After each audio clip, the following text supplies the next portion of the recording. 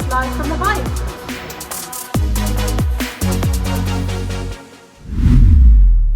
Hi, I'm Francesca from Worcestershire Apprenticeships. Apprenticeships are a great way for people of all ages to find work and gain a qualification at the same time. If you're aged between 16 and 24 and think you might be interested in exploring the apprenticeships opportunities available to you, then look no further than the WA account.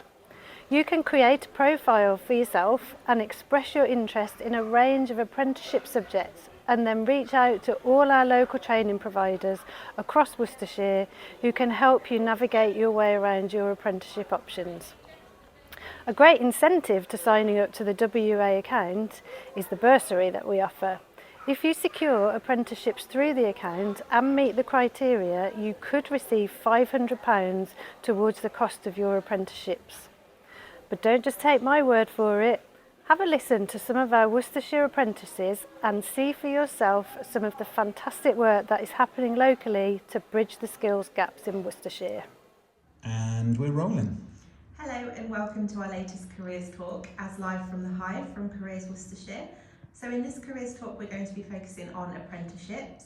We're going to put some questions towards our Worcestershire apprentices who have kindly given up their time to share their knowledge and experience of undertaking an apprenticeship to support you in your career journey. Before we start, we'll ask our panel to introduce themselves, to tell us who they are, the role they're currently in and the apprenticeship that they've undertaken. So hello, I'm Charlie. I'm a carpenter at Matthews Construction and I did a level 2 carpentry and joinery apprenticeship. Hi, I'm Georgie. I'm a clinical physiologist in neurophysiology at Worcester Hospital and I did a level 6 apprenticeship in physiological sciences. Hi, I'm Danny. I'm a marketing executive at the Development Manager. I was a previous level 3 digital marketing apprentice and I'm a current degree level digital marketing apprentice. Hi, I'm Millie. I'm studying a level 3 digital marketing apprenticeship at Worcestershire County Council. Great, thank you very much. So we'll get stuck in with our questions today. So Danny, if we start with you, what made you decide to undertake an apprenticeship? Yeah, so when I was at college doing my A-levels, I was quite creative, so I kind of went down the graphic and English route. I did want to go off to university to do graphic design, but I decided, ultimately that wasn't the route for me. I had a look at kind of different apprenticeships available and the idea of being able to work on the job and gain a qualification at the same time sounded like a really good route for me. So I applied for some and ultimately secured my level 3 apprenticeship. Thank you. Georgie, same question. A while ago I did a degree in science at Worcester University actually, and then after that I had no idea what I wanted to do. I got a job in admin which I didn't particularly enjoy, and then I just somehow came across this apprenticeship at the hospital, which meant I could learn a completely new role whilst gaining a further qualification and ultimately earning at the same time, which sounded amazing. And Millie? So after I went to university, I originally wanted to be a teacher, but whilst I was there I did a digital ambassador role and I really enjoyed that and I kind of got the passion for it. So after studying for 3 years, an apprenticeship was a good route for me to kind of get into that career and earn as I was learning as well. Great, and Charlie? Well, when I first left high school, I wasn't really sure what I wanted to do. Uni didn't really interest me or anything down that route, and I just wanted to start earning money from the get-go really. So I got the apprenticeship. I thought I could learn a skill and skills I could use in my day to day and get paid for doing it in the meantime. Great, and Charlie, what have you enjoyed most about your role in your apprenticeship? Definitely the learning of the intricacies of working on a house and being able to build one from the ground up, and just work as a team really with the people I work with and my colleagues. I enjoy. And Georgie, what do you enjoy most? So I think it's learning a completely new field that I knew nothing about before I came across the role. I work with patients every day, so obviously each patient's different, and I really enjoy interacting with different patients. And I also work with a really supportive and friendly team, so yeah. And Danny? Yeah, so for me, marketing is obviously a huge sector. There's always a lot to learn. I think one of the things about marketing is it's constantly evolving as well. So I'm not just learning things and putting it into practice. I'm learning things, and the next day something new's come out. So much to learn, so much to kind of understand. And Millie? Yeah, similar to Danny, it's quite varied the projects that I get to do. So sometimes I'm out filming, sometimes I'm being filmed, and like more website and social media stuff. So yeah, just like that, it's quite varied and every day is different. Great, thank you. Georgie, what benefits have you seen from undertaking your apprenticeship? So I think it's like an opportunity for like your employer ultimately to train you into that specific role. So by the end of it, you will be able to do that job that they wanted you to do, so they can sort of mould you into what fits within the team. I think also the job that I do in healthcare science, there's a big sort of gap, and they struggle to sort of get people into these roles. So it's a route that they sort of develop to get people into these jobs. And Charlie, what benefits have you seen? I definitely feel like I've come out my shell more. I used to be quite a shy person, and then once I started work, going to college, interacting with different people, I definitely came out my shell a bit and started just sort of thing. Thank you. Millie, what benefits have you seen? Yeah, similar to Charlie there with the progression. I feel like I've come a long way so far from when I started till now, confidence-wise, and kind of getting more of a workload and working on different projects as well. And Dan? Yeah, so I guess similar, don't want to repeat exactly what the guys have said, but I'm kind of halfway through my degree apprenticeship at the moment, and my confidence in the last year has grown massively. There's something that my mentors, my directors have highlighted, but also I'm gaining, understanding in kind of lots of different areas that I can implement into the company, into the marketing that we are doing. Great, thank you. Millie, what's one of the main challenges that you faced as part of your apprenticeship, and how did you overcome it? Probably the confidence thing, even though I did just say I feel like it's grown. And that has kind of been one of the like personal challenges for me, but with the support from the team, I've kind of overcome that bit by bit, started to get involved in things. Like doing this today, I wouldn't have thought I could do at all. So yeah, I'm coming over the challenges as I go on. Great, thank you. And Danny, what's one of your main challenges you faced? I think being a degree apprentice is very different from when I did my level 3, so time management I'd say for me. I did my level 3 apprenticeship a good 3 years before I started my degree, so I hadn't kind of done a bit of education in the meantime. So when I first started, I wasn't necessarily doing the best in terms of getting my assignments done as quickly as I wanted. So something I have developed over the last year or so is how I can best use my time to make sure I'm not super stressed with my apprenticeship and the work that I'm doing at the same time. And have you found that you've still got a lot of support during your degree compared to when you did your first apprenticeship? Yeah, absolutely. I've got both my mentor and my 2 coaches at TDM. So if I've got questions about, I'm really stressed about this, I can sit down with my mentor at work, or I can kind of have a conversation and a meeting with my coach and just kind of work out what the priorities are, what I need to be doing time-wise or, assignment-wise to make sure, my stress is as little as possible. Okay, thank you. Georgie, what's one of the main challenges you faced? So I think the sort of studying whilst working at the same time was quite challenging at times, especially sort of working full time, which can be quite demanding. But I think my team were really supportive, so if I needed extra time to sort of get some uni work done, obviously that was always available. Thank you. And Charlie? I feel like I've been quite lucky with my apprenticeship, really, not facing many obstacles. I had a very supportive team with me, and they helped me through anything I was really struggling with. So I feel like I didn't struggle at all. Thank you. Charlie, can you tell us a bit about what your typical week looks like? Well, it differs from time to time, obviously, because I do all the carpentry at work, from first fix, doing the roofing, the stud walling, that sort of thing, to then as well doing the finalising with the second fix, like all the nice sort of stuff, fixing doors, doing the skirt and the architrave. So typically it depends what stage the job's at is what I'll be doing. And when you were doing your apprenticeship, how many learning hours did you do compared to your work experience hours? I was doing 1 day a week at college, and then the rest of the time I spent on site learning on the job. Thank you. Georgie, can you tell us more about what your typical week looks like and what it was like for you in terms of learning hours and your work experience as well? So my typical week now, I finished my apprenticeship, I have my own outpatient clinics, which I run every day at work. So I see patients from sort of a wide variety of backgrounds and different neurological conditions. I'll also go and work on some of the wards for sort of some urgent diagnostic testing. When I was doing my apprenticeship, I would have 4 days working in the role, being supported and sort of learning the job. Then I'd have 1 day at home where I do lectures with the university online, so that was 1 day a week. Thank you. And Danny, can you tell us a bit about what your week looks like?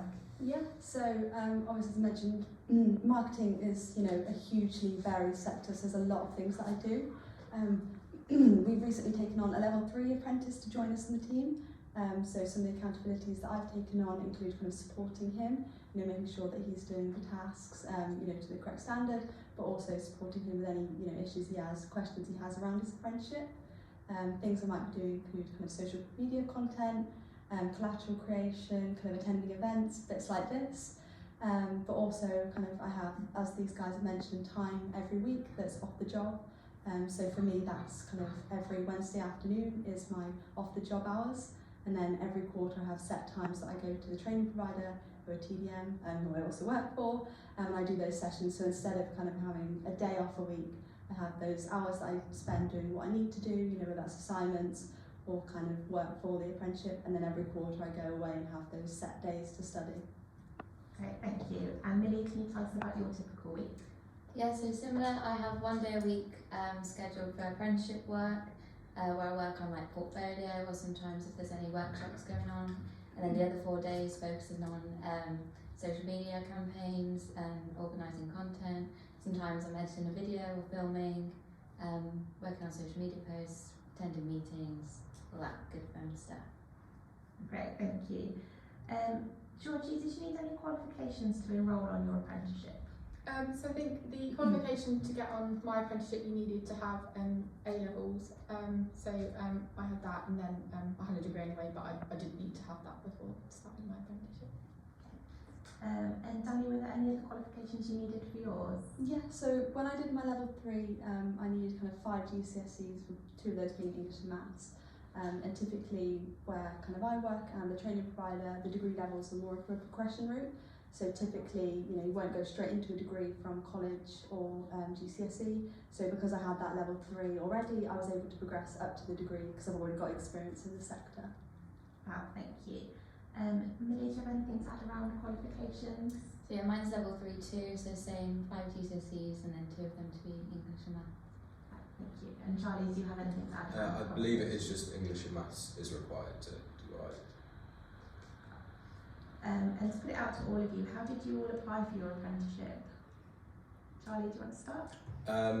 I knew my employer personally. He was a family friend and he used to coach me at rugby, and I contacted him interested if he had a job because I knew he had a building firm, and it went from there. Thank you. And Georgie? So I found mine just on NHS jobs, so just applied online through them. And Danny? I was applying, so I knew the apprenticeship type I wanted to do, so I was just looking for different types of apprenticeships for that on job sites like Indeed, and just applying for lots of different ones and seeing, you know, what interviews I got basically. And Millie? Mine was on the government apprenticeship portal, and yeah, it was on there. And Millie, is there anything that you've experienced that you didn't expect from your career choice or from your apprenticeship? I think, again, that confidence thing, when I look back to when I first started, or even before I even applied to the role, I can just see that I've come so far. I kind of was quite in my shell to start with, but now I'm kind of more independent in the role, and getting involved in like such things like this, which again I did mention before, but I'm quite proud of myself that I can actually do this, even though I am a bit anxious about it, but we're here, we're doing it, and yeah, I'm proud of that. Thank you. Charlie, have you experienced anything that you didn't expect from either your career choice or your apprenticeship? I feel like I've definitely developed a lot faster than I thought I would. At first I struggled a lot to do certain jobs, but then recently I feel more independent, asking for help, not having people show me what to do as much, and I feel like I can accomplish those tasks independently. Thank you. Georgie, anything that you've experienced that you didn't expect? I think the same as Millie really, like confidence was a really big thing for me. I think a couple of months into my apprenticeship I actually had a chat with my manager saying I can't do this, it's just not for me. And actually to have like completed that and now to be like quite an established member of the team. I just never would have thought that would have been me, but yeah, I've done it. So. Thank you. And Danny? Yeah, I think kind of similar to these guys, I wasn't quite expecting the difference that being a degree apprentice or, you know, an apprentice in general would make to me. I thought, you know, I'd kind of obviously gain skills and knowledge and, you know, expand in my area, but I didn't know quite how much of a difference it made, you know, my confidence and things that I'm learning, you know, the softer skills for me as a person, not just the kind of stuff that I'm learning that can help me develop in marketing. Thank you. And is there anything in particular you'd like to share about apprenticeships with our audience today? Charlie, if we start with you. I definitely recommend doing one. It's the best career choice I find personally. If you're not sure on what you want to do when you leave school and uni's not an option for you, getting into an apprenticeship definitely is the way forward, because it gives you that career path that you can then use in the future, or you learn different skills that you can apply elsewhere. Georgie, anything you'd like to share with our viewers today about apprenticeships? Yeah, I think similar really. So obviously I did university before, but it didn't sort of get me a job, and I didn't have a sort of a pathway or an aim at all. So my first degree, in a way, I think it has helped me with experience, but this apprenticeship has definitely given me like a career and actually a job and something I can continue to progress into.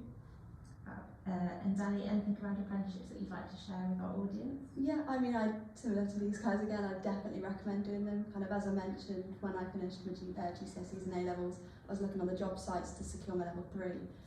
But you know, apprenticeships don't just have to be for people who finish their GCSEs and A-levels. You can get the degree, you know, like I'm doing at the moment. You know, my manager had that conversation with me, but you could have a conversation with your manager if you're working. You know, if you are interested in apprenticeships, they aren't just for people who are 16 to 18, you know, you can upskill, reskill, get your degree ultimately. And Millie, anything you'd like to share around apprenticeships? Yeah, I'd say pick something that you're passionate about, because I kind of followed the more traditional route of university, and I originally wanted to be a teacher. But when I look back at my even time at sixth form, I was art and communications on the house team, and then obviously at uni, as I discussed before, doing the digital ambassador work. That should have kind of been a light bulb moment, which eventually it was, but yeah, just do something that you're passionate about, because you'll enjoy coming to work, and it really helps kind of get that creativity as well. And don't be afraid to change career paths at a later date, because I got my degree and then came and did an apprenticeship, so there's always that option of changing direction, and it's okay to, and it doesn't matter what age either. Thank you. Georgie, how did you find out about apprenticeships? Was it something that you found out about when you were younger, or did it take a while for you to find out some more about what was available? Yeah, so I'd always sort of known they existed, but I think when I was at school in sixth form, I always thought it was an alternative route if you say didn't want to go to uni in it, and if you wanted sort of a degree, then you had to go to uni basically. So I think it wasn't until later on, after I'd done my degree, that actually I could have got the same qualification earlier on and started working in something I wanted to do earlier on. So thank you. And Danny, how did you hear about apprenticeships? Yeah, so you know, they were something that I was aware of. You know, I'd heard the term apprenticeships when I was doing kind of my A-levels, but they weren't heavily pushed when I was, you know, at college. It was more kind of the university route, so I was doing a lot of kind of self-research. You know, came across the training providers that were operating in the area. So it's a lot of kind of research then, but I know, you know, apprenticeships have grown massively in terms of awareness now, so people are more aware of them than, you know, maybe I was back kind of 7, 8 years ago. Thank you. Charlie, how did you find out about apprenticeships? Like these guys said, I knew they existed and they were a thing, but a lot of job fairs, I feel that helped me push towards the goal. The view I see them as just, they brought awareness in a way, I suppose. Do the different companies, like explain what they do in their day-to-day, and then explain their apprenticeships to them. Thank you. And Millie? Yeah, so at school they were kind of briefly mentioned, but uni was kind of put on to us. I think the main ones were like engineering, you'd kind of go into that, more traditional. So yeah, I think it's good that there's more awareness now of all the range of sectors that you can do an apprenticeship in. Fantastic, thank you. So I think we've come to the end of our questions for today. So do you have any final words of advice for our viewers today? Millie, if we start with you. Yeah, I'd just say access the support that's available to you, whether that be Careers Worcestershire or Worcestershire Apprenticeships. There'll always be someone available to support you and kind of discuss that career route with you. Thank you. Danny? If you're thinking about them, whether that's a little bit or it's the route that you want to take, definitely get in touch, whether that's with current and past apprentices like us. We can answer your questions from a personal perspective, or training providers, or like Millie said, Careers Worcestershire and Worcestershire Apprenticeships, local companies that can support you. Don't necessarily have to take that. If I'm signing up now, you've got questions. If you want to find out more, there's so many people that can support you answering those questions.